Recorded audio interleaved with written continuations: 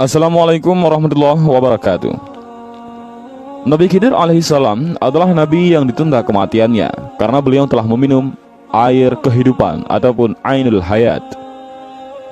Ketika itu, Raja Iskandar Zulkarnain berniat mengadakan perjalanan untuk mengelilingi bumi, dan Allah Subhanahu wa taala mewakilkan salah satu malaikatnya yang bernama Rafail untuk menyertainya dalam perjalanan panjang itu.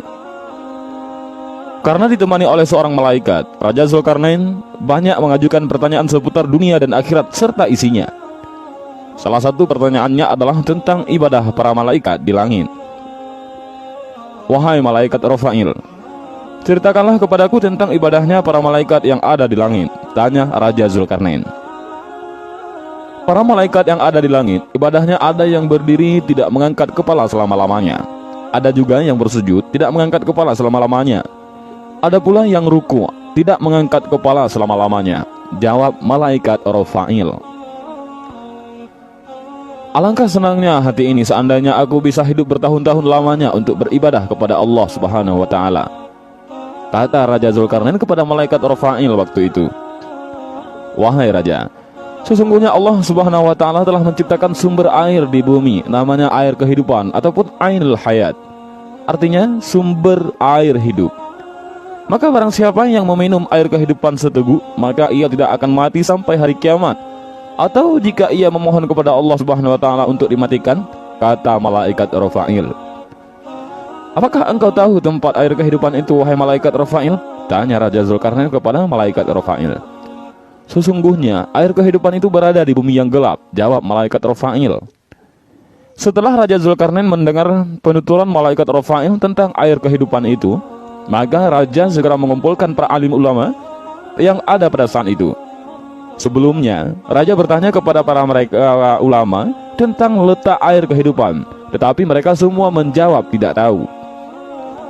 Wahai para alim ulama, tahukah kalian di manakah letak air kehidupan itu? Tanya Raja. Kami tidak mengetahuinya, wahai baginda.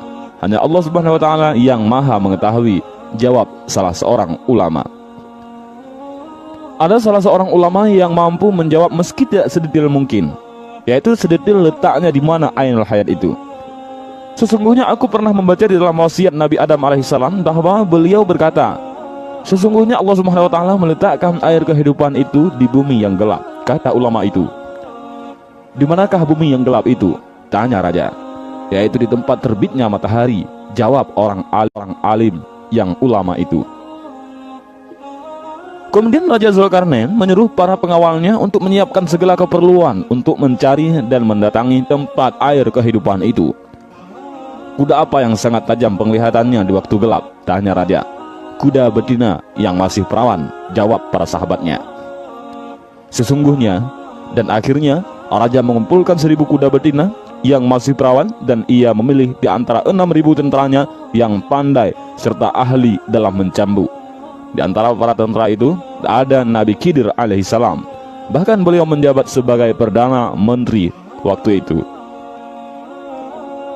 Setelah dirasa semua cukup dan siap, maka berangkatlah Raja Zulkarnain dan Nabi Khidir alaihissalam yang berjalan di depan pasukan.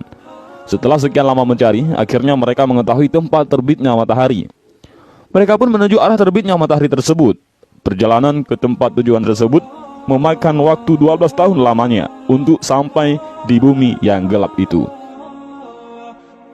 Gelapnya bukanlah seperti di waktu malam hari, melainkan gelap karena ada pancaran seperti asap. Raja Zulkarnain sudah tak sabar lagi hendak masuk ke tempat gelap itu. Namun salah seorang cendekiawan mencegahnya. Para tentara berkata kepada Raja, wahai baginda, sesungguhnya raja-raja yang terdahulu tidak ada yang masuk ke tempat ini, karena tempat yang gelap ini berbahaya. Wahai prajurit, kita harus memasukinya. Tidak boleh tidak, sanggah sang raja. Karena raja bersikeras hendak masuk, maka tak ada seorang pun yang berani melarangnya. Diamlah dan tunggulah kalian di sini selama 12 tahun. Jika aku bisa datang kepada kalian dalam masa itu, maka kedatanganku terhadap kalian termasuk baik. Dan jika aku tidak datang dalam 12 tahun, maka pulanglah kalian kembali ke negeri kalian, ujar sang raja. Setelah itu Raja mendekat dan bertanya kepada malaikat Rafail, apabila kita melewati tempat gelap ini, apakah kita dapat melihat kawan-kawan kita? tidak bisa kelihatan, jawab malaikat Rafail. Akan tetapi, aku memberimu sebuah merjan ataupun mutiara. Jika mutiara itu engkau letakkan di atas bumi, maka mutiara itu dapat menjerit dengan suara yang keras. Dengan demikian, kawan-kawan kalian yang tersesat jalan dapat kembali kepada kalian. Jelas malaikat Rafail yang lebih lanjut lagi. Dan begitulah, akhirnya Raja Iskandar Dzulkarnain masuk ke tempat yang gelap itu. Selama 18 hari lamanya tidak pernah melihat matahari dan bulan, tidak pernah melihat malam maupun siang, tidak pernah melihat burung dan binatang liar. Sedangkan raja berjalan dengan didampingi oleh Nabi Khidir alaihi salam. Pada saat mereka berjalan, maka beri wahyu kepada Nabi Khidir alaihi salam bahwa sesungguhnya air kehidupan itu berada di sebelah kanan jurang, dan air kehidupan ini aku khususkan untukmu. Setelah Nabi Khidir alaihi salam menerima wahyu itu, beliau berkata kepada sahabat-sahabatnya, berhentilah kalian di tempat masing-masing, dan jangan kalian meninggalkan di tempat kalian sebelum aku datang kepada kalian. Kemudian Nabi Khidir alaihi salam menuju kanan jurang hingga beliau menemukan air kehidupan itu. Beliau turun dari kudanya, melepaskan pakaiannya, dan turun ke kolam air kehidupan tersebut. Beliau mandi dan minum air sumber kehidupan tersebut, dan beliau merasakan bahwa airnya lebih manis daripada madu. Sesudah mandi dan meminum air tersebut, beliau keluar dari tempat itu kemudian menemui Raja Iskandar Dzulkarnain. Raja tidak mengetahui apa yang telah terjadi atas diri Nabi Khidir alaihissalam. Dan begitulah ceritanya. Kisah Nabi Khidir alaihissalam yang mencari air kehidupan ini diriwayatkan oleh As-Sa'labi dari Sayyidina Ali radhiyallahu an. Dan begitulah sedikit kisah tentang Nabi Khidir alaihissalam yang mendapat Ainul Hayat ataupun air kehidupan. Dan mungkin saja kisah ini ada beberapa versi yang berbeda, namun tujuannya sama, yaitu untuk menceritakan kenapa Nabi Khidir alaihissalam masih bisa hidup sampai sekarang. Namun jika kawan-kawan ada versi lainnya ataupun ada berbeda cerita, mohon untuk ditulis di kolom komentar, karena admin sangat berharap dari video ini kita bisa mengambil beberapa pelajaran.